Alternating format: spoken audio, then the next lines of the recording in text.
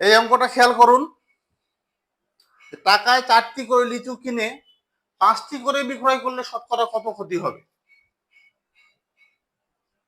মানে 1 টাকায়, টাকায় মানে কি 1 টাকায় 4টি করে লিচু কিনে 5, আবার ওই 1 টাকায় 5টি করে, আবার ওই 1 টাকায় 5টি করে বিক্রয় করলে শতকরা কত ক্ষতি হবে? আচ্ছা, আমি একটা বিষয় খেয়াল করতে হবে এখানে, যে এইখানে 1 টাকায় হোক আর 2 টাকায় হোক আর 3 টাকায় হোক, এখানে সংখ্যা 4টি হোক বা 5টি হোক, যেটাই হোক না কেন, এই ধরনের অঙ্ক যেগুলো আছে, যে এত টাকায় এতটি করে লিচু ক্রয় করে বা এত টাকায় এতটি করে বিক্রয় করলে শতকরা কত লাভ বা ক্ষতি হবে, এই যে এই ধরনের অঙ্কগুলো, এই ধরনের অঙ্কগুলোর ক্ষেত্রে আমরা একটা নিয়ম মেনে চলবো। সেই নিয়মটা হচ্ছে যে একটির ক্রয় মূল্য, একটির ক্রয় মূল্য ভাগ একটির বিক্রয় মূল্য, বিক্রয় মূল্য।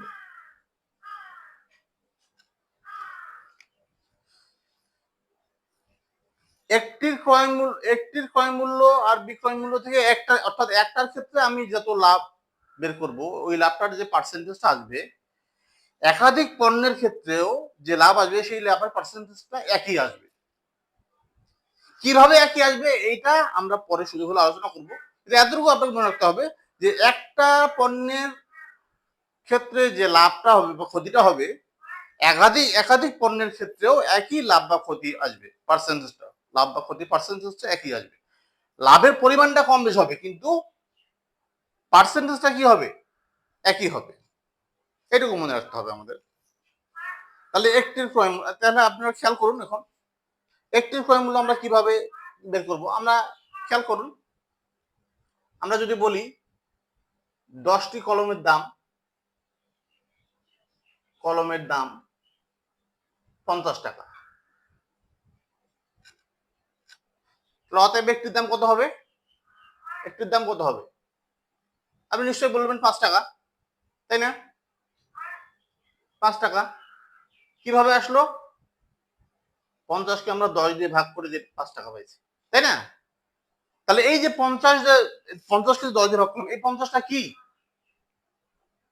এই কলমের সমস্ত কলমের মোট দাম না? তার মানে কি মোট দাম, আর এটা কি মোট পণ্য, মোট পণ্য সংখ্যা। মোট দামকে মোট পণ্য সংখ্যা দ্বারা ভাগ করলে একটা পণ্যের দাম বের হবে। তাহলে একটার ক্রয় মূল্য, তাহলে আমরা যদি এখানে একটা লিচুর ক্রয় মূল্য বের করতে যাই, তাহলে কি হবে? তাহলে মোট আমাদের এখানে মোট দাম কত? 1 টাকা, তাই না?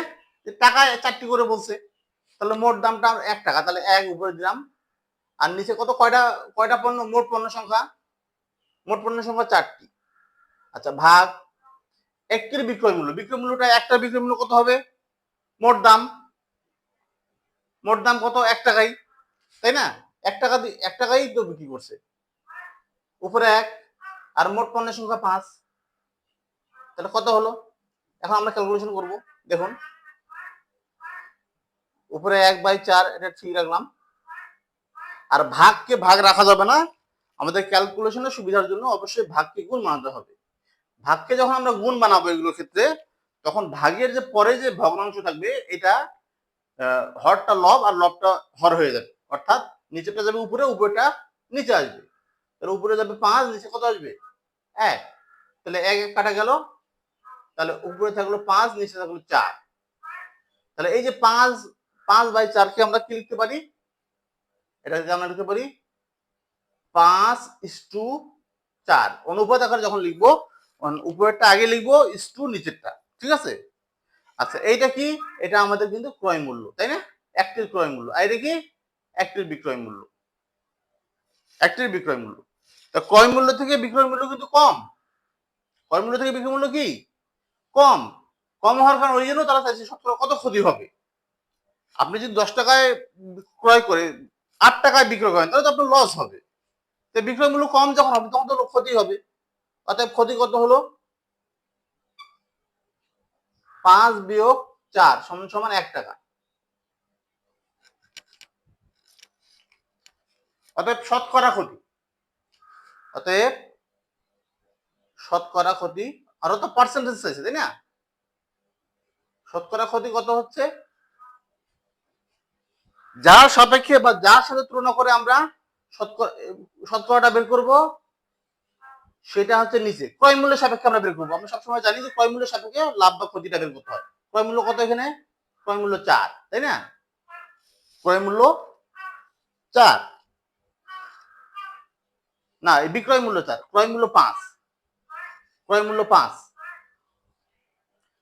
আর ইয়া কত?